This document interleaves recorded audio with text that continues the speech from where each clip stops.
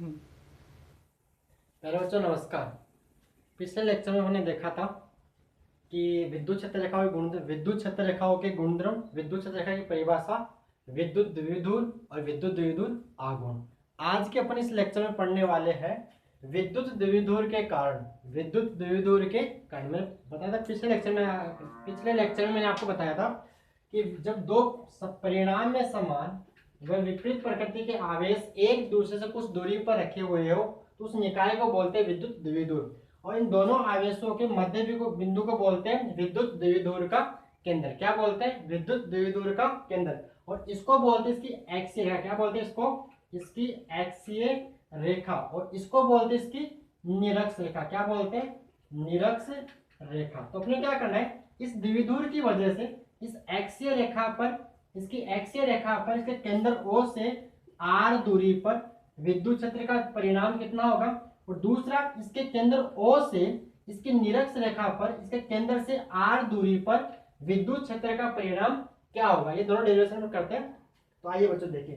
तो पहला केस इसका क्या है? केस फर्स्ट, ये वाला कौन सा है कि विद्युत द्विध्रुव के कारण, विद्युत द्विध्रुव के कारण उसकी एक्सीय रेखा पर स्थित किसी बिंदु पर विद्युत क्षेत्र की तीव्रता। तो मान लेते हैं कि ये कोई विद्युत द्विध्रुव है। मान लेते हैं कि अपने पास ए बी कोई विद्युत द्विध्रुव है, ए बी कोई विद्युत द्विध्रुव है जिसके बिंदु ए पर -q आवेश है और बी पर +q आवेश स्थित है।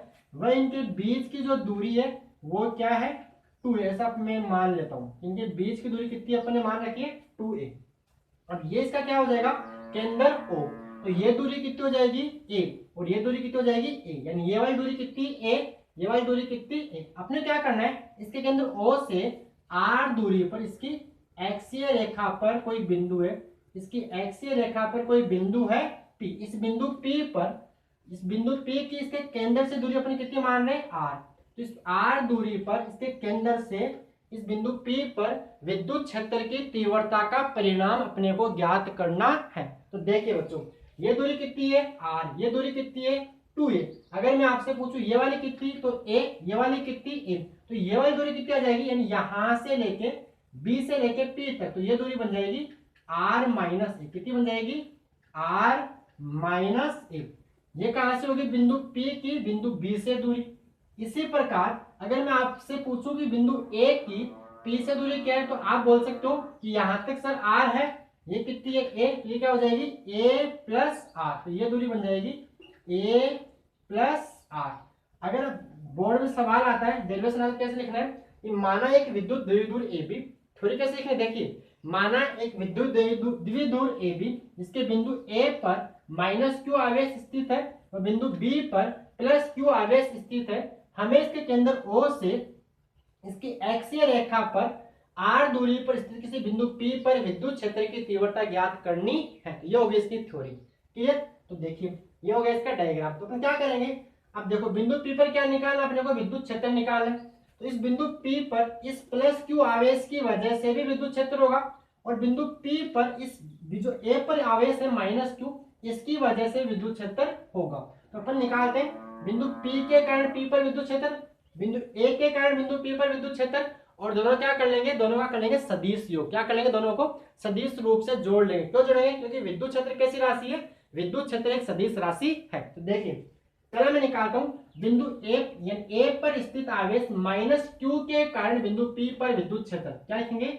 A पर स्थित आवेश, A पर स्थित आवेश -q के कारण, -q के कारण बिंदु P पर विद्युत क्षेत्र, बिंदु P पर विद्युत क्षेत्र, तो उसको अपन बोल देते हैं E। क्या बोल देते हैं? E। ऐसा क्यों बोल रहा हूं? क्योंकि जो ये -q आवेश है कहां रखा हुआ है? A पर। तो क्या आएगा परिणाम? क्योंकि अपन पढ़ चुके हैं बिंदु आवेश की वजह से विद्युत क्षेत्र का परिणाम क्या होता था? E बराबर KQ अपॉन R²। जहां पे K फॉर्मूले में आता है, R दूरी होती है कहां से? इस आवेश Q से R दूरी पर कोई बिंदु अपन ने P माना था, ठीक है, और Q आवेश। तो ये कितना आएगा? K। क्या आता है फॉर्मूले में? Q का मान यहाँ पे क्या आ रहा है? Q। और R क्या है? ये वाली दूरी कितनी है? A plus R। तो क्या आएगा यहाँ पे? A प्लस R का होल स्क्वायर। क्लियर। बात करूं मैं दिशा की, तो दिशा कहाँ आने वाली इसकी पी ए की ओर। किधर आएगी पी ए की ओर। ऐसा क्यों लिख रहा हूं पी ए की ओर, क्योंकि मैंने आपको बता दिया कि माइनस आवेश ऋणावेश के कारण विद्युत क्षेत्र कहाँ होता है अंदर की ओर। कहाँ होता है अंदर की ओर। तो दिशा कहाँ हो जाएगी पी से ए की ओर, पी से ए की ओर। क्लियर यहां तक। आगे मैं इस हेडिंग को उठा रहा हूं, आप हेडिंग को आपने नोट कर लियो कि नहीं कि तो हेडिंग नोट कर लीजिए। क्या हेडिंग है द्विध्रुव के कारण उसकी एक्सीय रेखा पर स्थित किसी बिंदु पर विद्युत क्षेत्र की तीव्रता। तो क्लियर, इसको मैं हटाता हूं। आगे मैं लिख रहा हूं इस हेडिंग को उठा के यहां। अब क्या करना है अपने को, एक ही वजह से निकाल लिए।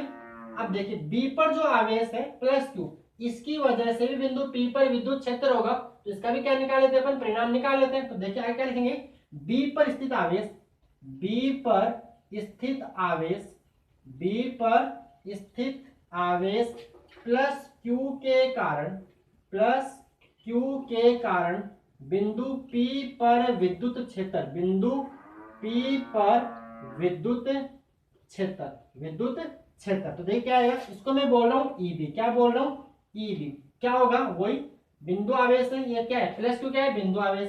तो क्या निकाल कैसे निकालते हैं के क्यू अपॉन आर स्क्वायर से। तो क्या आएगा किसके अंदर फॉर्मूले के अंदर, क्यू क्या आएगा क्यू क्यू है और आर क्या है ये वाली दूरी, ये वाली दूरी। तो कितनी यहां से केंद्र से आर यहां तक ए, ये कितनी बची आर माइनस ए। तो यहाँ क्या लिख देंगे अपन आर माइनस ए का होल स्क्वायर। दिशा की बात करें तो किधर जाएगा ये तो क्या था ये था इधर, तो बी की ये क्या जाएगा इधर जाएगा ई बी, ये बन जाएगा ई बी। क्यों बन जाएगा दिशा इधर क्यों, क्योंकि ये कौन सा आवेश है धनावेश, और धनावेश से विद्युत क्षेत्र कहाँ होता है बाहर की ओर। तो दिशा कहाँ जाएगी, दिशा जाएगी बी से पी, बी से पी। तो यहाँ क्या लिखने वाले बी पी की ओर, बी पी की ओर। यहां तक क्लियर। अब करना कुछ नहीं है, दोनों का क्या करना अपने को सदिश करना है। एक की वजह से यहाँ पे कितना विद्युत क्षेत्र है, बी की वजह से यहाँ पे कितना विद्युत क्षेत्र है, और दोनों क्या है विपरीत है, एक इधर है और एक क्या इधर, दोनों के बीच में कोण कितना हो रहा है 180 डिग्री।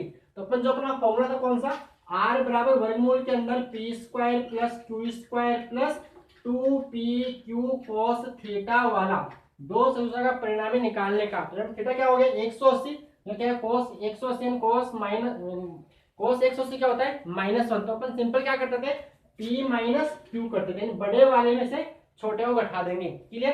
तो यहाँ पे क्या करने वाले अपन, क्या ए माइनस ईबी करे कि ईबी माइनस ए करे, ए माइनस ईबी करे कि ईबी माइनस ए करे, ये भी कंफ्यूजन है।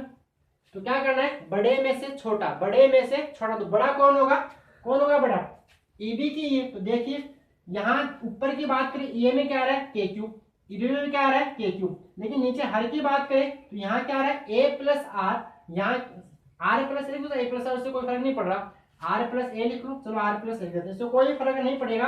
ए प्लस आर लिखो चाहे आर प्लस ए लिखो। यहाँ में क्या लिखता हूँ ऊपर आर आ रहा है तो मैं नीचे भी आर प्लस ए लिख देता हूँ, आर प्लस ए का स्क्वायर। देखो यहाँ क्या आ रहा है आर प्लस ए, ऊपर क्या आ रहा है आर माइनस ए। तो अपने को पता है कि आर माइनस ए मतलब आर प्लस ए से कम है, नीचे वाली संख्या घट जाएगी तो ऊपर इसका मान क्या हो जाएगा बढ़ जाएगा। जबकि यहाँ क्या ये बड़ा तो ये क्या हो जाएगा ये क्या हो जाएगा छोटा। तो ईबी और ई में बड़ा कौन है ईबी, यानी यहाँ पे क्या है मोड ऑफ ईबी। अगर मैं परिणाम की बात करूं तो mod of EB greater than mod of A, मतलब ईबी का परिणाम ए से ज्यादा है। तो अपन सिंपल क्या करेंगे ईबी में से यानी बिंदु क्या लिख देंगे बिंदु पी पर परिणामी विद्युत क्षेत्र, बिंदु पी पर परिणामी विद्युत क्षेत्र, बिंदु पी पर परिणामी विद्युत क्षेत्र। इसको मैं लिख देता हूँ ई नेट, क्या लिखता हूँ या ई एक्सीय बोल देते, क्या ई एक्सीय, ई एक्सीय मतलब एक्सीय रेखा पर विद्युत क्षेत्र की तीव्रता। तो वो क्या आएगा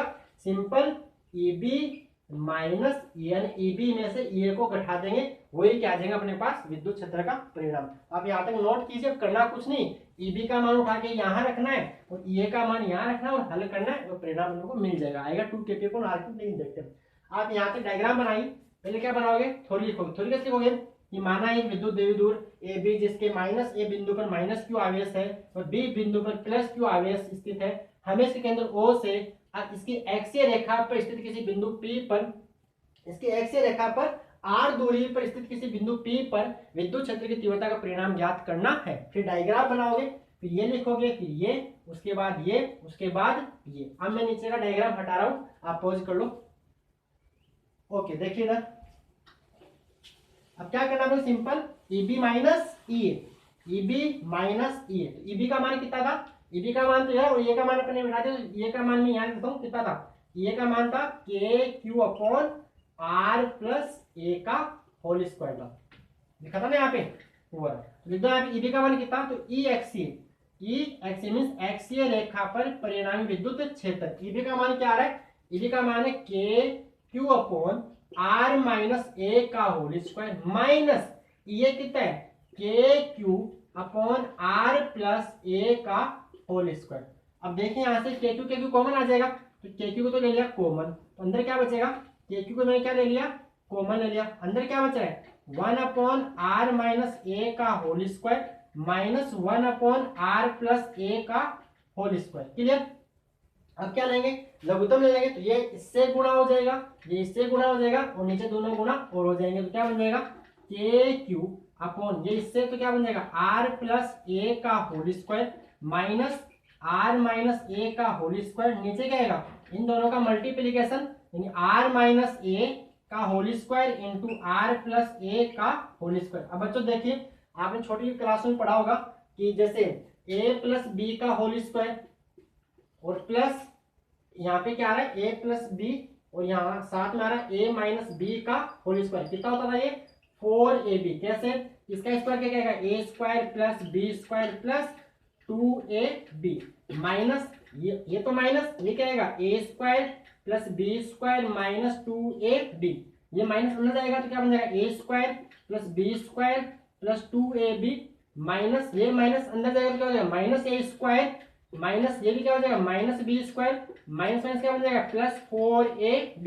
इससे ये गया, इससे ये गया, तो क्या बचेगा, 2ab plus 2ab, sorry 2ab यहाँ बचेगा, तो 2ab प्लस 2ab क्या बन जाएगा, 4ab, क्या बन जाएगा, 4ab। तो सिंपली r प्लस ए का whole square minus R minus A का होल स्क्वायर क्या बन जाएगा, 4ra, क्या बन जाएगा, 4ra। तो यहाँ क्या लिख देंगे अपन, यहाँ लिख देंगे 4ra, क्या लिख देंगे, 4ra।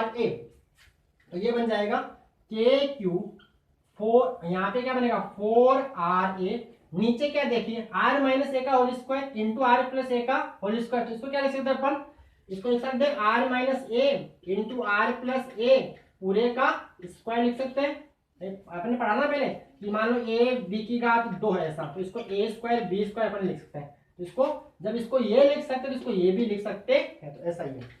अब देखिए अंदर क्या बन गया, a माइनस बिंदु ए प्लस बी, जैसा क्या होता था a माइनस बिंदु A plus B, A square minus B square. ये क्या बनने वाला है, R square minus A square का होल स्क्वायर। तो यहाँ क्या आ जाएगा, यहाँ आएगा R square minus A square का होल स्क्वायर।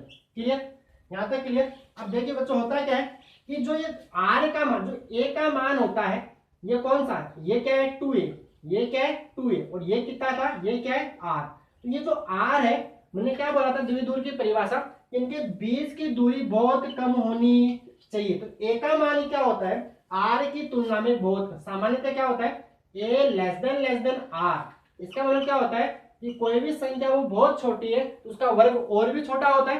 तो ए स्क्वायर लगभग कितना बन जाएगा, ए स्क्वायर बन जाएगा लगभग 0, ए स्क्वायर क्या बन जाएगा लगभग 0। इसको अपन क्या मान लेंगे 0, तो क्या बन जाएगा, ये बन जाएगा ई एक्स ए बराबर के क्यू, थोड़ा सा ऊपर चेंज और कर रहा हूँ, के क्यू इंटू 4r, इसको मैं लिख रहा हूँ के into Q into 2a into में ला रहा हूँ 2। देखो मैंने क्या किया, इस 4 को तोड़ लिया 2 इंटू 2 में, 1 2 को के साथ लिख दिया क्यू, और 1 2 को ए के साथ लिख दिया। तो क्या बन गया 2k इंटू के इंटू 2a, और नीचे क्या बन गया आर स्क्वायर का R square minus 0, R square minus 0, कैसे ए स्क्वायर लगभग क्या बन गया 0, तो आर स्क्वायर माइनस 0 का स्क्वायर। तो क्या बन जाएगा देखिए q इंटू 2a क्या होता है p होता है, क्या होता है p।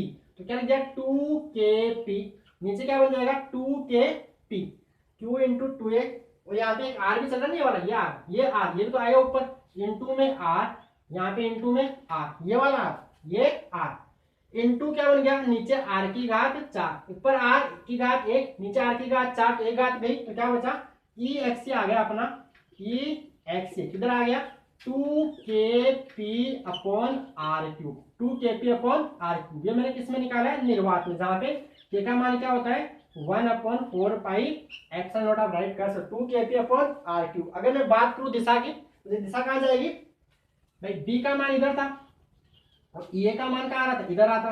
डायग्राम देखो अभी जो बनाया था वो, ठीक है। तो यहाँ पे ज्यादा कौन है, बी, यानी ईबी का मान ए से ज्यादा है, दिशा कहाँ जाएगी, बी की ओर, ईबी की ओर। तो दिशा यहाँ पे जाएगी यानी माइनस से प्लस, माइनस से प्लस, यानी ए से बी, ए से बी। यानी ए पे क्या था माइनस क्यू और बी पे क्या प्लस क्यू। तो दिशा कहाँ जाएगी, माइनस से प्लस। ए बी की ओर आ रहा है, ए बी की ओर आ रहा है। इधर ही क्या होता है अपना द्विविधुर होता है, यानी जो दिशा द्विविधुर आघूर्ण की है उसी दिशा में एक्सीय रेखा पर परिणामी विद्युत क्षेत्र है। तो दिशा क्या हो जाएगी, विद्युत द्विविधुर आघूर्ण की दिशा में, विद्युत द्विविधुर आघूर्ण की दिशा में, विद्युत द्विविधुर आघूर्ण की दिशा में। यहां तक कोई डाउट, विद्युत द्विविधुर आघूर्ण की यानी पी वेक्टर की दिशा में, क्लियर। क्या होता है 2kp/r³, कितना आता है 2kp/r³। इसको आप नोट कीजिए, हल कीजिए, बोर्ड में डेरिवेशन कई बार पूछ सकता है, पूछ लेता है। वो तो पूछा जिससे आगे वाला है निरक्षीय रेखा पर, वो तो कई बार पूछा भी जा चुका है और ये भी पूछ सकता है। तो आप इसको नोट कीजिए, अच्छे से समझिए। फिर अगला डेरिवेशन करते हैं, कौन सा, विद्युत द्विविधुर के कारण उसकी निरक्ष या फिर निरक्ष का दूसरा होता है विषुवतीय तल पर विद्युत क्षेत्र की तीव्रता।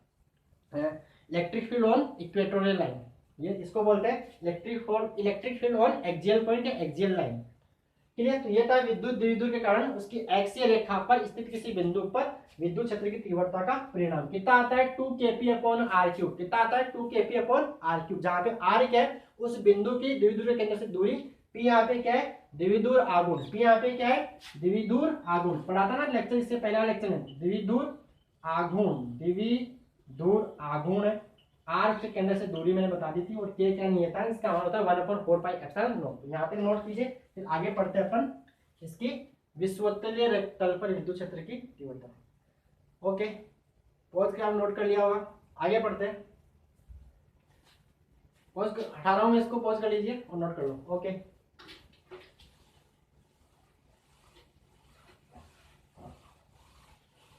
नेक्स्ट यही टॉपिक है, द्विविधुर के कारण उसकी निरक्ष रेखा पर स्थित किसी बिंदु पर। निरक्ष मतलब कि मान लो ये द्विविधुर है, ये क्या है द्विविधुर, इसकी निरक्ष पे मान लो कोई बिंदु है P, बिंदु है P, उसके केंद्र O से R दूरी पर है। इस R दूरी पर इसकी वजह से विद्युत क्षेत्र क्या होगा और इसकी वजह से विद्युत क्षेत्र क्या होगा, मतलब दोनों आवेशों की वजह से यहाँ विद्युत क्षेत्र क्या होगा, उसका मतलब क्या निकालना है परिणाम। तो आंसर आएगा kp/r³, कितना आएगा kp/r³, जो अपने पहले देखा था उसका आधा, यानी निरक्ष पर x का आधा होता है। अब होता कैसे आएगा कैसे, तो आइए देखते हैं इस डेरिवेशन के अंदर। देखिए तो हेडिंग लगा लीजिए, क्या विद्युत द्विविधुर के कारण, हेडिंग लिखिए विद्युत द्विविधुर के कारण, विद्युत द्विविधुर के कारण उसकी निरक्ष बोल दो चाहो तो, उसको कई बार बोल देते हैं विषुवतीय, क्या बोलते हैं विषुवतीय तल पर विद्युत क्षेत्र की तीव्रता, पर विद्युत क्षेत्र बोल दो, लेकिन विद्युत क्षेत्र को अपन माप नहीं सकते, किसको माप सकते हैं विद्युत क्षेत्र की तीव्रता। तो मेरे हिसाब से विद्युत क्षेत्र की तीव्रता लिखना और बेटर होगा, विद्युत क्षेत्र की तीव्रता। विद्युत द्विविधुर के कारण उसके निरक्ष रेखा क्या लिखोगे, निरक्ष रेखा या विषुवतीय तल पर विद्युत क्षेत्र की तीव्रता। तो ये तो हेडिंग नोट कर ली, हेडिंग नोट करो, फिर आगे बढ़ते डायग्राम बनाते हैं। तो फिर डायग्राम कैसा बनेगा, डायग्राम ऊपर से बनाओ, उसको हटाएंगे। विद्युत द्विविधुर के कारण उसकी निरक्ष रेखा पर विद्युत क्षेत्र की तीव्रता। तो मान लेते हैं कि ये अपने पास क्या है, ये विद्युत द्विविधुर है, ये क्या है विद्युत द्विविधुर, यहाँ पे -q आवेश और यहाँ पे +q आवेश, और मान लेते हैं ये इसकी है विषुवतीय तल, क्या है निरक्ष रेखा, क्या है ये इसका केंद्र O, इसके केंद्र O से R दूरी पर कोई बिंदु है P, इस बिंदु P पर अपने क्या निकालना है विद्युत क्षेत्र की तीव्रता, विद्युत क्षेत्र की तीव्रता निकालनी है, ठीक है। ये बिंदु P, अब देखिए इस बिंदु P पर इस -q आवेश की वजह से भी विद्युत क्षेत्र होगा। तो मान लेते हैं बिंदु A है और ये बिंदु B है, तो A की वजह से विद्युत क्षेत्र क्या होगा बताइए, इधर दिशा किधर होगी, इधर PA की ओर क्यों होगी, क्योंकि माइनस के कारण विद्युत क्षेत्र कहाँ होता है, अंदर। तो मान लेते ये तो आ गया ई ए की दिशा, किसकी आ गई, ई ए की दिशा। इसी प्रकार बी की वजह से भी बिंदु पी पर विद्युत क्षेत्र होगा, तो उसकी दिशा क्या होगी, बाहर की ओर। कहाँ होगी, बाहर की ओर। ये बन जाएगा ई बी। ये क्या बन जाएगा, ई बी। ई बी क्यों, क्योंकि प्लस से कहाँ होता है, बाहर। प्लस से क्या होता है, बाहर। ये दूरी कितनी मानते हैं अपन, 2a। कितनी मानेंगे, 2a। 2a तो ये कितनी हो जाएगी, a। ये कितनी हो जाएगी, a। अगर ये a है, ये a है, ये कोण 90 है, तो ये दूरी कितनी आ जाएगी, वर्गमूल के अंदर r square plus a square. कहां से, पाइथागोरस प्रमेय से। कर्ण स्क्वायर बराबर आधार स्क्वायर प्लस लंब स्क्वायर से कर्ण बराबर वर्गमूल के अंदर आधार स्क्वायर प्लस लंब स्क्वायर। तो ये आ जाएगी रूट के अंदर R square plus A square. ये भी कितनी होगी, रूट के अंदर R square plus A square ही होने वाली। ये भी कितनी होगी, वर्गमूल के अंदर R square plus A square होगी। मान लेते हैं ये कोण थीटा, ये कोण कितना है, थीटा। तो ये भी कितना होगा, थीटा, क्योंकि दोनों भुजाएं बराबर, दोनों कोण भी क्या होंगे, बराबर। अब देखिए मैं क्या करता हूं, इस बिंदु P से AB के समांतर एक रेखा खींचता हूं। बिंदु P से AB के समांतर एक रेखा खींचता हूं। देखो ये कोण कितना है, थीटा। ये कोण कितना है, थीटा। ये वाला ये कितना है, थीटा। तो ये भी कितना होगा, थीटा। क्यों होगा, क्योंकि दोनों एकांतर कोण है। दोनों कौन से कोण है, एकांतर। आ रहा ना, जैसे जब दो समांतर रेखाओं को एक रेखा काटती है तो इस प्रकार बने एकांतर कोण क्या होते हैं, बराबर। इस प्रकार बने संगत। ये दोनों क्या है, संगत कोण है। ये दोनों क्या है, एक और दो एकांतर कोण है, और दो और तीन क्या है, संगत कोण। तो इस प्रकार बने एकांतर कोण और संगत कोण क्या होते हैं, बराबर। तो देखिए यहाँ भी क्या होने वाला है, ये दोनों क्या हो गए, एकांतर कोण। अब देखिए ये भी कितना होगा, थीटा, क्योंकि ये क्या हो जाएगा, थीटा। तो ये क्या हो जाएगा, थीटा, क्योंकि ये दोनों क्या है, संगत कोण। क्लियर। अब यहाँ पे करना है अपने को वियोजित। क्या करना है, सदिश को वियोजित। इसको नहीं आता, देखिए क्या होता था, अपन 11वीं क्लास में पढ़ते थे कि मान लो ये कोई बल है F। क्या है, कोई बल F या कोई सदिश है F, कोई सदिश है, और मान लो ये कोण कितना है, थीटा। तो थीटा के साथ घटक क्या आता है, F cos थीटा, और थीटा के लंबवत क्या आता है, F sin थीटा। तो अपन सेम काम यहाँ करने वाले, ये वाला काम यहाँ भी करने वाले हैं। लेकिन जो ई और ई बी है उसको हमें क्या करना पड़ेगा, घटकों में वियोजित करना पड़ेगा। तो पहले अपन ई और ई बी का परिणाम निकाल लेते हैं। तो देखिए बिंदु ए पर स्थित, क्या लिखेंगे, बिंदु ए पर स्थित माइनस क्यू आवेश के कारण बिंदु पी पर विद्युत क्षेत्र की तीव्रता। क्या लिखेंगे, बिंदु ए पर स्थित माइनस क्यू आवेश के कारण बिंदु पी पर विद्युत क्षेत्र की तीव्रता, उसको मैं बोल रहा हूँ ई ए। क्या बोल रहा हूँ, ई ए। क्या बोल रहा हूँ, ई ए। क्या होगा परिणाम, के क्यू के अंदर वर्गमूल के अंदर के क्यू, वही बिंदु आवेश वाला, बिंदु आवेश के कारण r दूरी पर स्थित किसी बिंदु पर विद्युत क्षेत्र की तीव्रता वाला सूत्र क्या होता है, K Q upon are square वाला लगाना है। तो देखिए के फॉर्मूले में आता है, क्यू यहाँ पे कितना है, क्यू दूरी कितनी है, दूरी ये कौन सी, एपी। दूरी क्या है यहाँ पे, एपी का वर्ग। एपी का मान कितना है, एपी का मान है वर्गमूल के अंदर R square plus A square. यहाँ पे कितना आएगा, के क्यू स्क्वायर रूट के अंदर R square plus A square का स्क्वायर। क्या बन जाएगा, K Q upon A square plus R square या R square plus A square. ठीक है। इसी प्रकार क्या लिखेंगे, बिंदु बी पर स्थित आवेश प्लस क्यू के कारण बिंदु पी पर विद्युत क्षेत्र की तीव्रता, यानी इसको क्या लिखेंगे अपन, ईबी। क्या लिखेंगे, ईबी। ये क्या आएगा, के क्यू। अगर दिशा की बात करें तो दिशा क्या होगी, इसमें ए की दिशा क्या होगी, पी से ए, यानी पी ए की ओर, पी ए की ओर, पी ए की ओर, पी से ए, पी से ए, क्योंकि माइनस में क्या होती है अंदर, प्लस से क्या होती है बाहर। इसी प्रकार नीचे है के क्यू अपॉन ये वाली दूरी कौन सी, पी बी का स्क्वायर। पी बी का स्क्वायर तो क्या जाएगा, K Q upon K Q, नीचे पीबी का मान कितना है, वर्गमूल के अंदर R square plus A square का स्क्वायर। वर्गमूल में घात 1 बटा 2, घात आपस में क्या होते हैं गुणा, तो 1 बटा 2 यानी वर्गमूल घात 2 से कैंसिल हो जाता है, ये आपको पता है, जानते हो। तो K Q upon A square plus R square. दिशा की बात करें तो प्लस से कहाँ होती है बाहर, तो बी से पी, बी से पी, एरो भी दिखा रखा है, यानी बीपी की ओर। किधर जाएगी ये, बीपी की ओर। क्लियर है यहाँ तक। अब अपन ध्यान से देखें तो देखिए ए व ईबी का परिणाम बराबर ए व ईबी। ये भी कितना आ रहा है, K Q upon A square, K Q upon A square plus R square, और ये भी कितना आ रहा है, K Q upon A square plus R square. यानी ए और ईबी परिणाम में तो बराबर है, लेकिन दिशा में दोनों क्या है, विपरीत। कैसे कि ये बी की वजह से तो कहाँ जा रहा है, इधर जा रहा है, और ए की वजह से कहाँ आ रहा है, इधर आ रहा है। यानी ए और ए बी परिणाम में तो क्या है बराबर, तो मैं लिख रहा हूँ mod of A greater than, sorry greater than नहीं, मोड ऑफ ए बराबर है मोड ऑफ ई बी के, mod of A is equal to mod of E B. तो यहाँ क्या आने वाला है mod of A is equal to mod of E B, यानी ए व ई बी परिणाम में तो बराबर व दिशा में विपरीत है। अतः बिंदु P पर ए व ई बी को घटकों में वियोजित करने पर क्या करेंगे, यहाँ पे इनको कंपोनेंट्स में रिजोल्व करेंगे तो क्या आएगा देखिए। अब देखिए इसको घटकों में वियोजित करते हैं, ये कितना है ए, तो ए का इधर घटा कितना आएगा ई ए कोस थीटा, क्या आएगा E A cos theta.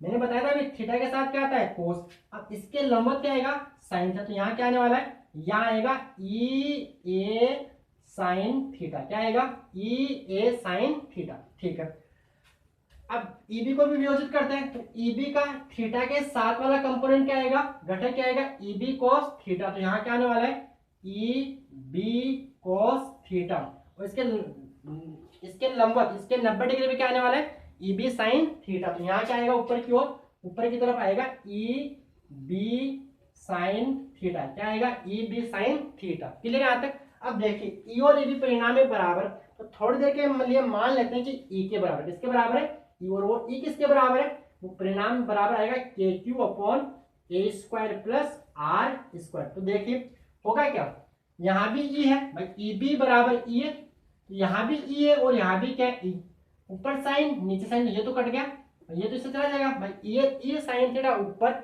E sine theta नीचे, तो पूरा क्या हो गया कैंसिल, तो बचा कौन सा ये वाला बचा, ए कोस थीटा इधर और ई बी कोस थीटा इधर। तो बिंदु P पर परिणामी विद्युत क्षेत्र, बिंदु P पर परिणामी विद्युत क्षेत्र, बिंदु P पर परिणामी विद्युत क्षेत्र कितना आएगा, एक मिनट, बिंदु P पर परिणामी विद्युत क्षेत्र, बिंदु P पर परिणामी विद्युत क्षेत्र कितना आएगा, उसको मैं बोलूंगा ई निरक्षीय, क्या बोलूंगा उसको अपन ने ई एक्सीय लिखा था, इसको लिखेंगे ई निरक्षीय, क्या लिखेंगे ई निरक्ष, कितना आएगा E A cos theta plus E A cos theta, क्यों जुड़ा क्योंकि दोनों एक ही दिशा में, इधर भी ई ए कोस थीटा और ई बी कोस थीटा भी किधर है इधर ही, तो ई ए कोस थीटा क्या आएगा E A cos theta plus E B cos theta. और ध्यान से देखें ई ए और ई बी को अपने बराबर मान रखा, किसके बराबर ई के बराबर, तो यहाँ भी क्या आएगा ई कोस थीटा, क्या आएगा ई कोस थीटा प्लस ई कोस थीटा, तो क्या बन जाएगा ये बन जाएगा अपना 2e कोस थीटा, क्या बन जाएगा 2e कोस थीटा। यहाँ तक कोई डाउट, यहाँ तक क्लियर।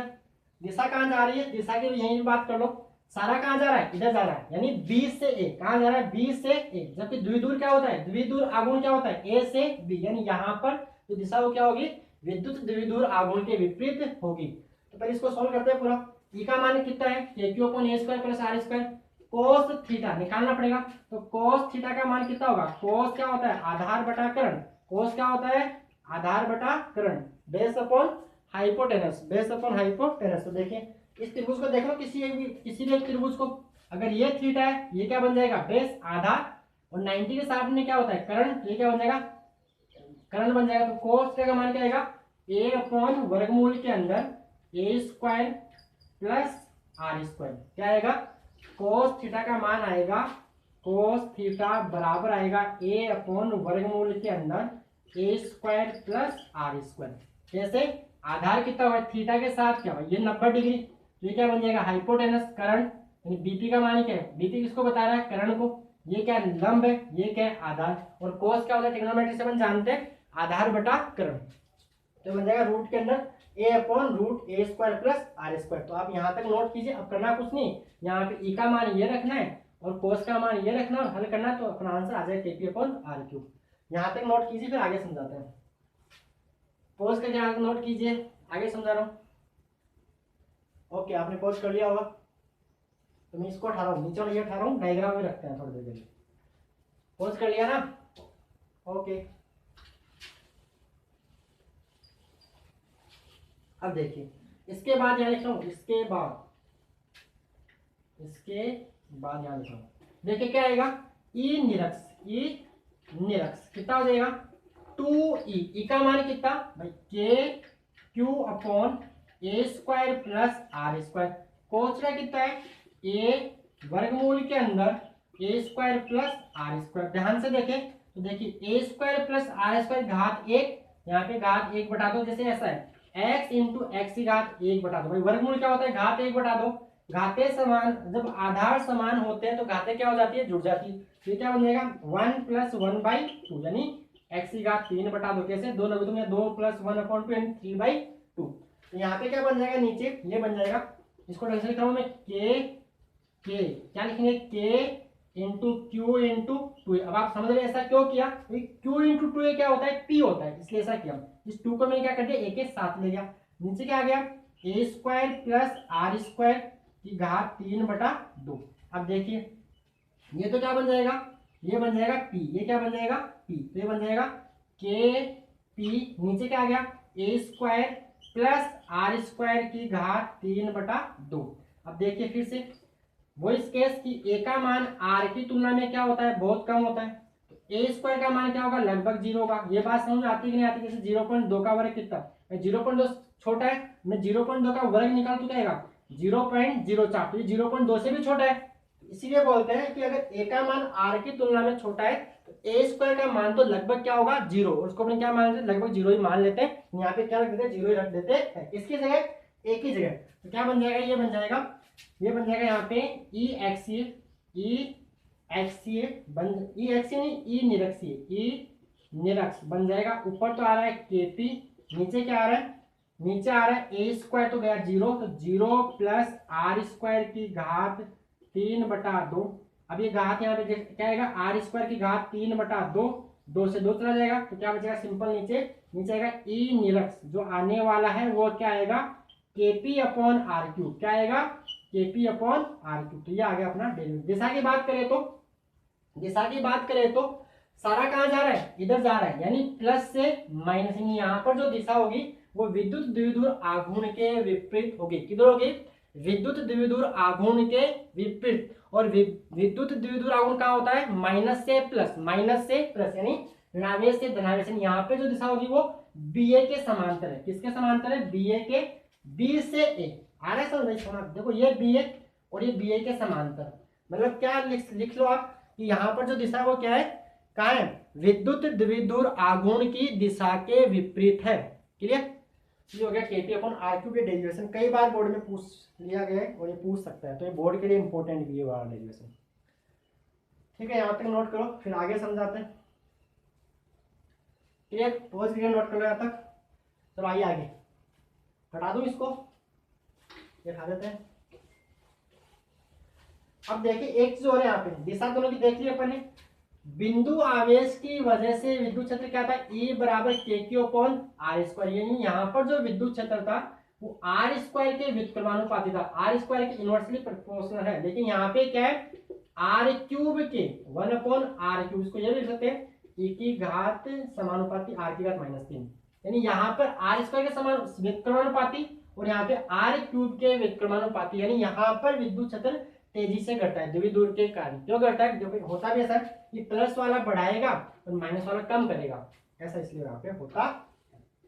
क्लियर, आगे पढ़ते हैं अपनी इस टॉपिक का लास्ट टॉपिक है विद्युत एक समान विद्युत क्षेत्र में द्विध्रुव पर बल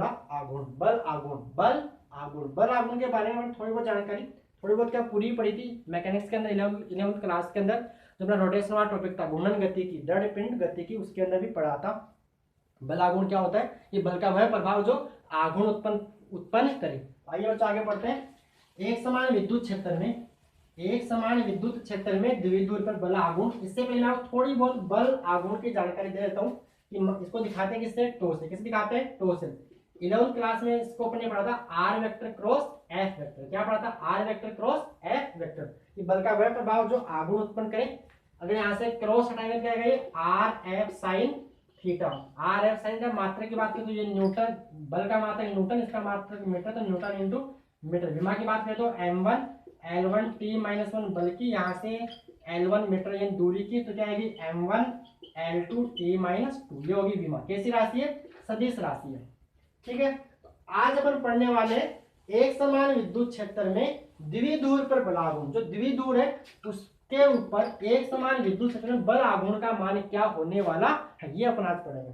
तो नेक्स्ट हेडिंग लगाइए अपनी कॉपी के अंदर, क्या है, एक समान विद्युत क्षेत्र में, एक समान विद्युत क्षेत्र में, एक समान विद्युत क्षेत्र में, यहाँ पे एक चीज बोली एक समान, बता था एक समान मतलब जब विद्युत क्षेत्र रेखा परस्पर समांतर सरल रेखीय व बराबर दूरी पर हो उसे बोलते हैं एक समान विद्युत क्षेत्र। टॉपिक क्या है, एक समान विद्युत क्षेत्र में द्विध्रुव पर, किसमें, द्विध्रुव पर बल आघूर्ण, द्विध्रुव पर बल आघूर्ण, द्विध्रुव पर बल आघूर्ण। तो देखिए बच्चों, मान लेते हैं कि अपने पास कोई विद्युत द्विध्रुव है, ये क्या है, मान लेते हैं कोई विद्युत द्विध्रुव है, इसको मान लेते हैं ये अपने पास क्या है माइनस क्यू और ये अपने पास क्या है प्लस क्यू, ये क्या बन गया विद्युत द्विध्रुव, क्या बन गया विद्युत द्विध्रुव। और मान लेते हैं किसी एक समान विद्युत क्षेत्र में रखा है, किसमें रखा है, एक समान विद्युत क्षेत्र में रखा हुआ है, ऐसा मैं मान लेता हूँ ये किसी एक समान विद्युत क्षेत्र में रखा हुआ ऐसा मैंने मान लिया, ये क्या बन गया ई वेक्टर। और मान लेते हैं ये एक समान विद्युत क्षेत्र में विद्युत क्षेत्र से थीटा कोण पर रखा, कितने कोण पे, ऐसे थीटा डिग्री पे से झुका के अपन ने इसको रख रखा है। अगर ये विद्युत क्षेत्र में रखा हुआ है तो इसमें क्या होगा, ये आवेश क्यू है, और जब भी कोई आवेश विद्युत क्षेत्र में रखा हुआ होता है तो उसके ऊपर एक बल लगता है, क्या लगता है, एक बल। उस बल का परिणाम क्या होता है, मैंने आपको बताया था, क्या बताया था कि F बराबर QE, क्या होता है, F बराबर QE वेक्टर में, तो F वेक्टर और QE वेक्टर। और ये भी बताया था कि विद्युत क्षेत्र में धनावेश पर बल विद्युत क्षेत्र की दिशा में लगता है, कि धनावेश पर बल विद्युत क्षेत्र की दिशा में लगता है और ऋणावेश पर बल विद्युत क्षेत्र के विपरीत लगता है। तो देखिए यहीं पे ये काम करने वाले, ये आवेश क्यू है तो इसके ऊपर बल लगेगा कितना, QE, कितना लगेगा, F बराबर क्या होगा, QE वेक्टर।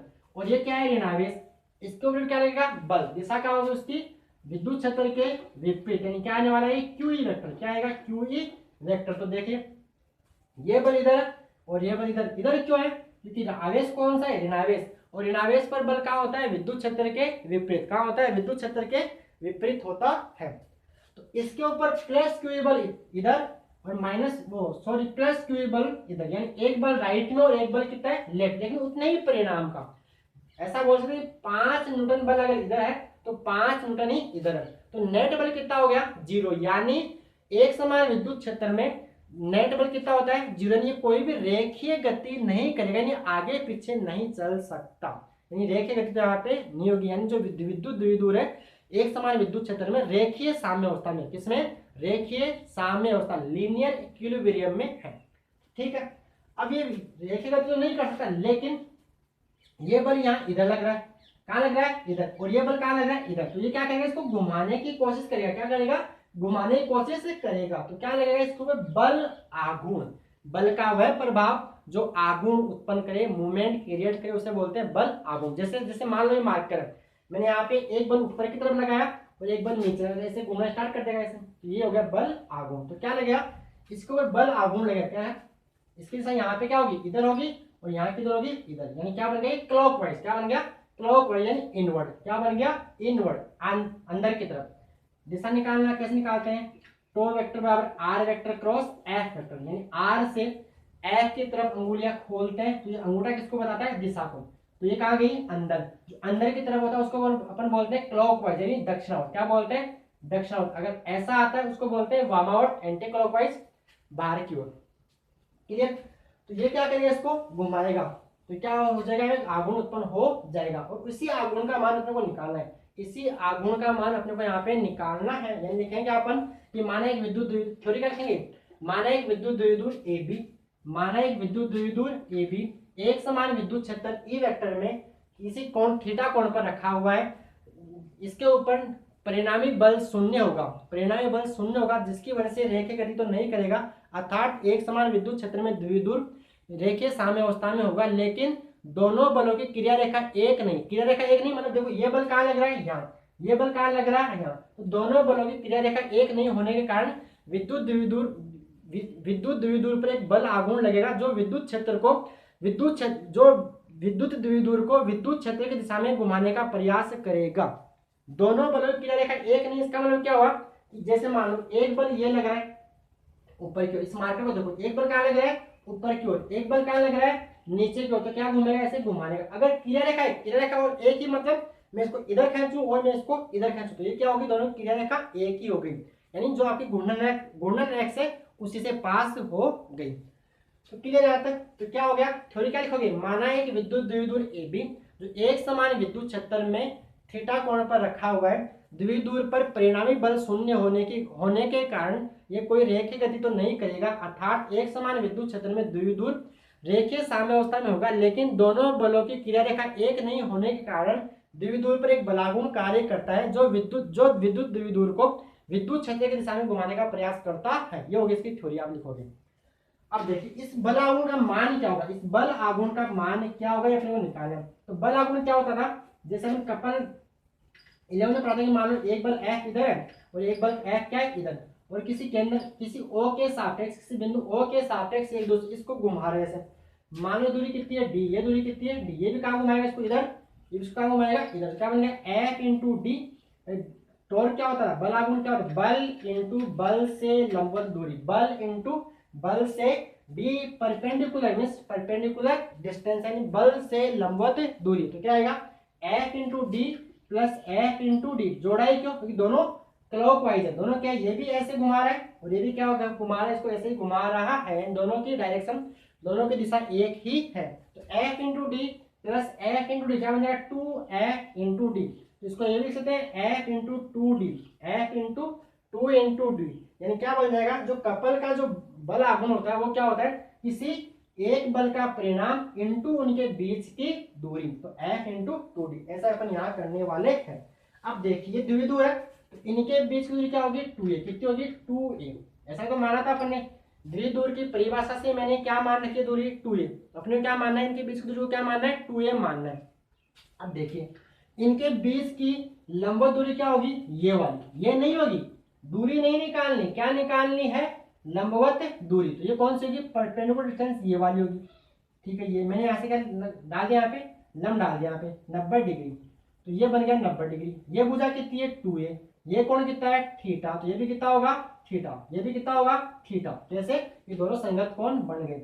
अगर मैं इस त्रिभुज को ध्यान से देखूं, मेरे को क्या निकालना है, ये वाला, मान लो ये x है, ये क्या है x है, ये क्या है थीटा के सामने क्या होता है लंब होता है, और 90 के सामने क्या होता है कर्ण होता है। अगर मैं इसमें साइन थीटा का मान निकालना चाहूँ तो क्या आएगा x upon 2a, x upon तो x का मान क्या जाएगा यहाँ से 2a साइन थीटा, क्या आएगा 2a sine theta, 2a sine theta. तो देखिए अब यहाँ पे निकालते हैं बल आघूर्ण, उस बल आघूर्ण का परिणाम यानी टो क्या होता है, बल इंटू बलों के बीच लंबवत दूरी, डी परपेंडिकुलर मींस लंबवत डिस्टेंस, परपेंडिकुलर डिस्टेंस लंबवत दूरी। तो f का मान तो कितना है QE, f का मान कितना है QE इंटू परपेंडिकुलर डिस्टेंस कितनी आएगी 2a साइन थीटा, कितनी आएगी 2a साइन थीटा। तो क्या बन जाएगा देखिए E into Q into 2a sine theta. अब याद आ रहा है Q इंटू 2a क्या होता है P होता है, तो क्या बन जाएगा टो बराबर ई पी साइन थीटा, इसको मैं लिखता हूँ पी साइन थीटा, क्या लिखूं P E sine theta, P E sine theta. तो ये तो हो गया पी साइन थीटा, क्या हो गया बल आघूर्ण का परिणाम।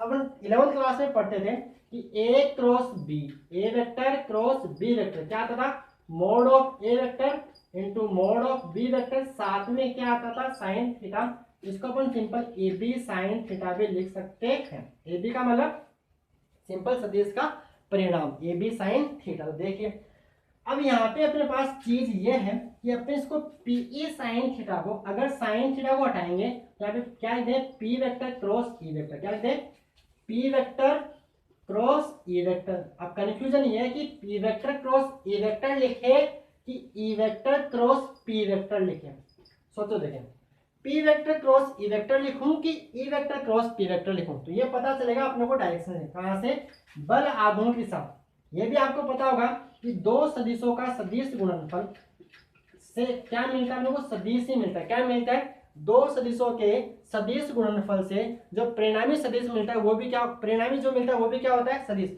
और उस सदिश की दिशा जिसमें ए और बी है उसके दोनों के तल के लंबवत होता है। मतलब क्या, अगर ए और बी इस तल के अंदर है तो सी का आएगा इसके बाहर, या तो बाहर या फिर अंदर। क्लियर। दिशा कैसे निकालते हैं ये भी आपको पता होगा कि मान लो ए वेक्टर है, ये बी वेक्टर है, तो ए से बी की तरफ अंगुलियां खोलते हैं छोटे कोण पर, तो इसकी दिशा क्या होगी, ये वाली ऐसे। ये सदिश की दिशा निकालने का दाएं हाथ का नियम है जो आपने 11वीं क्लास में सदिश वाले चैप्टर में पढ़ा था। तो यहीं से देखिए, अब क्या देखिए, जो बल आघूर्ण होगा वो क्या होगा, पी और ई के लंबवत, पी और ई के भी क्या होगा, लंबवत होगा। तो देखिए पी का है, पी क्या होता है, पी क्या होता है, द्विध्रुव आघूर्ण कहाँ होता है, माइनस से प्लस, ये पी की दिशा और ये ई की दिशा। तो पी से ई की तरफ, पी से ई की तरफ क्या खोलनी है अपने को, अंगुलियां। तो कहाँ जा रहा है, अंदर की तरफ, कहाँ जा रहा है, अंदर की तरफ। और बलागुण भी क्या है, देखो कैसे घूम रहा है, ऐसे यानी अंदर की तरफ। तो अपने क्या करना है, पी से ई, अगर मैं ई क्रॉस पी लिखूं क्या होगा, ई से पी की तरफ अंगुलियां खोलनी पड़ेगी। ई से पी कहाँ आ रहा है, बाहर, लेकिन अपना बलागुण जो क्या है, अंदर। अंदर कैसे पता चला, क्लॉकवाइज जो होता है वो होता है क्लॉकवाइज दक्षिणावर्त होता है, अंदर की तरफ, अंदर की तरफ बल आघूर्ण। यहाँ क्या लिखने वाले अपन, सदिश रूप में इसको लिखनी है। तो हो गया अदिश में, ये किस कौन से रूप में, इन स्केलर फॉर्म, अदिश रूप में। तो सदिश रूप में क्या लिखेंगे इसको, इसको सदिश रूप में अपन लिखेंगे टो वेक्टर बराबर P vector cross E vector, tau vector बराबर P vector cross E vector. अब यहाँ पे अधिकतम कब होगा, न्यूनतम कब होगा, ये अपन, तो आप यहाँ तक पॉज के डायग्राम बनाइए, आई होप आपको समझ आएगा। थ्योरी कैसे लिखोगे कि माना एक विद्युत द्विध्रुव ए बी एक समान विद्युत क्षेत्र में थीटा कोण पर रखा हुआ है, ठीक है। दोनों आवेश और बल परिणाम में बराबर व दिशा में विपरीत होने के कारण विद्युत द्विध्रुव रेखीय साम्य अवस्था में होगा, लेकिन दोनों बलों की क्रिया रेखा एक नहीं होने के कारण द्विध्रुव पर एक बलागुण कार्य करेगा जो विद्युत द्विध्रुव को विद्युत क्षेत्र के दिशा में घुमाने का प्रयास करेगा। यह आपको थ्योरी लिखनी है, फिर डायग्राम बनाना है, फिर ये करना है। यहाँ पे अगर आप इसको शब्दों में लिखना चाहो तो क्या लिखोगे, किसी एक आवेश पर बल इंटू बलों के बीच की लंबवत दूरी। मैंने इसको शॉर्ट में फॉर्मूले में राइट कर दिया, एफ इंटू परपेंडिकुलर डिस्टेंस। तो यहाँ तक आप उतारिए, डायग्राम बनाइए, फिर अपन अधिकतम कब होगा, न्यूनतम कब होगा, 2-3 केस देखते हैं। तो देखिए पॉज कर लिया, ओके मैं इसको उठा रहा हूँ। अब देखिए अधिकतम बल आघूर्ण, अधिकतम बल आघूर्ण। केस फर्स्ट, यदि थीटा बराबर 0 डिग्री, थीटा बराबर 0 डिग्री का मतलब ये हुआ कि ये विद्युत क्षेत्र, ये क्या है, विद्युत क्षेत्र। और मान लो यहाँ पे जो विद्युत द्विध्रुव रखा हुआ है वो कहीं पे यहीं पे रखा हुआ है। मान लो ये विद्युत द्विध्रुव रखा है यहाँ पे माइनस क्यू और यहाँ पे प्लस क्यू। अब देखिए थीटा बराबर 0 तो यहाँ क्या होगा, साइन 0, और साइन 0 तो 0 इंटू कुछ भी क्या हो जाएगा 0, तो टो का मान क्या जाएगा 0। तो यहाँ पे टो बराबर क्या बन जाएगा, टो बराबर पी ई साइन 0। साइन 0 का मान कितना होता है 0, तो टो क्या बन जाएगा, टो बराबर पी ई इंटू 0। तो सिंपल क्या लिखूंगा, टो बराबर 0, और ये होता है मिनिमम, क्या होता है न्यूनतम, MIN मतलब न्यूनतम बल आघूर्ण, टो मिनिमम।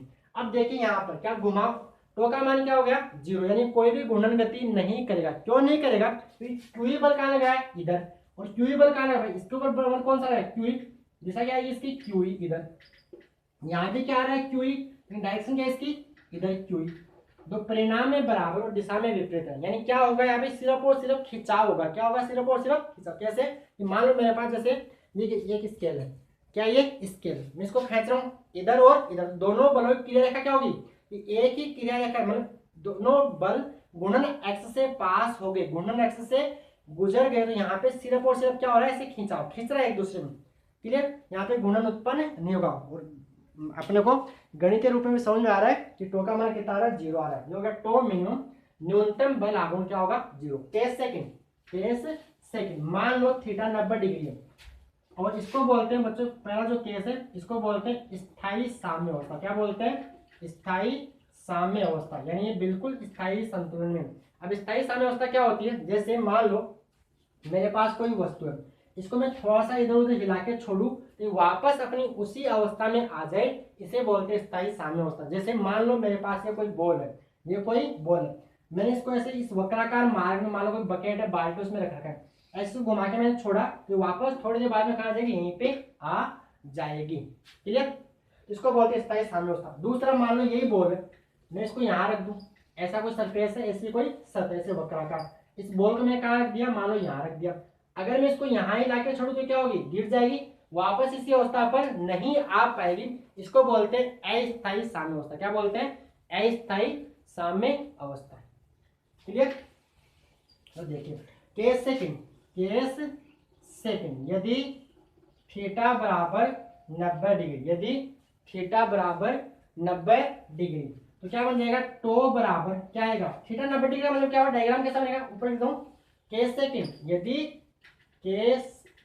सेकंड यदि थीटा बराबर 90 डिग्री, यदि थीटा बराबर 90 डिग्री, यानी क्या हो गया, विद्युत क्षेत्र क्या है, विद्युत क्षेत्र यहाँ इधर था, विद्युत क्षेत्र ऐसे ये मान लो ई वेक्टर, और द्विध्रुव कैसे रखा हुआ है, ऐसे रखा हुआ है 90 डिग्री के ऊपर, ये माइनस क्यू और ये प्लस क्यू, ये कोण कितना हो गया 90 डिग्री। तो यहाँ पे का टो बराबर पीई साइन 90, और साइन 90 का मान कितना होता है 1, तो क्या आएगा टो, और इसको बोलते हैं अधिकतम, ये होगा अधिकतम बल आघूर्ण। कितना मान आएगा उसका, P कितना आएगा, P इंटू ई, जहाँ पे P क्या है विद्युत द्विध्रुव आघूर्ण, और E क्या है विद्युत क्षेत्र। ये आपको मैं पहले वाले लेक्चर में पढ़ा चुका हूँ। E क्या होता है, E अपने फिजिक्स में 12th में विद्युत क्षेत्र, और P यहाँ पे क्या है द्विध्रुव आघूर्ण है, तो अधिकतम बल आघूर्ण। केस थर्ड, इसको आप साफ इसको नोट कर लो इस वाले को, नहीं तो पॉज कर लो, मैं आगे इसको उठा रहा हूँ। केस थर्ड, तीसरा केस, तो देखिए तीसरा केस क्या होगा, केस थर्ड यानी स्थिति थर्ड, केस थर्ड क्या हो गया मार्कर में, केस थर्ड मतलब क्या होगा, यदि थीटा बराबर 180 डिग्री, थीटा बराबर 180 डिग्री, 180 का मतलब क्या हुआ, अगर विद्युत क्षेत्र ऐसे, विद्युत क्षेत्र कैसे ऐसे, तो द्विध्रुव कैसे रखा हुआ है ऐसे उल्टा, मतलब यहाँ पे पहले क्या था माइनस, यहाँ क्या आ जाएगा, यहाँ आ जाएगा प्लस और यहाँ आ जाएगा माइनस। तो देखिए विद्युत क्षेत्र ऐसे, तो माइनस पर बल कहाँ लगता है, विद्युत क्षेत्र के विपरीत, और प्लस पे कहाँ बल लगता है, विद्युत क्षेत्र की दिशा में, यानी प्लस की वजह से बल इधर लगेगा दाईं तरफ, और माइनस की वजह से बल लगेगा बाईं तरफ। तो यहाँ पे क्या होगा, खिंचाव, सिर्फ और सिर्फ क्या होगा, खिंचाव बल उत्पन्न होगा, लेकिन यहाँ पर भी घूर्णन नहीं होगा। क्यों नहीं होगा, क्योंकि दोनों बल इसके घूर्णन अक्ष से पास कर गए, घूर्णन अक्ष से गुजर गए। तो देखिए टो बराबर क्या होता है, P E sine theta, theta यहाँ पे कितना आ गया 180 डिग्री, और साइन 180 का मान कितना होता है 0, कितना होता है 0। तो यहाँ क्या लिखेंगे, टो बराबर पी ई इंटू 0, तो टो का मान क्या आ जाएगा, टो का मान आ जाएगा 0, कितना आ जाएगा, तो ये हो गया न्यूनतम। और इस केस को बोलते हैं अस्थायी साम्य अवस्था। क्या बोलते हैं, अस्थायी साम्य अवस्था। अस्थायी मतलब अगर इसको हम थोड़ा सा भी हिलाएंगे तो ये कहां चला जाएगा, विद्युत क्षेत्र की दिशा में। और मैं आपको एक चीज और बता दूं, विद्युत द्विध्रुव हमेशा विद्युत क्षेत्र की दिशा में जाने का प्रयास करता है। अगर आप थोड़ा सा भी इसको यहाँ से हिला दिया तो पलट के विद्युत क्षेत्र की दिशा में संरेखित हो जाएगा, उसके साथ अलाइन हो जाएगा। इसको बोलते हैं अस्थायी साम्य अवस्था। ठीक है, आई होप आपको ये वीडियो समझ में आया होगा अच्छी तरह से। फिर भी नहीं आया तो इसको बैक कीजिए। अगर आपको जो भी आपको कोई डाउट हो वीडियो में जो भी, तो आप उसमें कमेंट बॉक्स में डाल सकते हो। अगले लेक्चर में क्या करेंगे, जो अपनी बुक के पीछे वाले सवाल ऑब्जेक्टिव आंकिक प्रश्न चैप्टर जो आरबीएससी के अकॉर्डिंग जो डेरिवेशन थे, जो थ्योरी थी वो मैंने कंप्लीट करवा दिए। अब इसके बच रहे न्यूमेरिकल्स। क्या बच रहे, न्यूमेरिकल्स। जो आंकिक प्रश्न है वो अपन अगले लेक्चर में देखेंगे। अगर आपको वीडियो अच्छा लगा तो इसको लाइक कमेंट शेयर सब्सक्राइब कीजिए। धन्यवाद।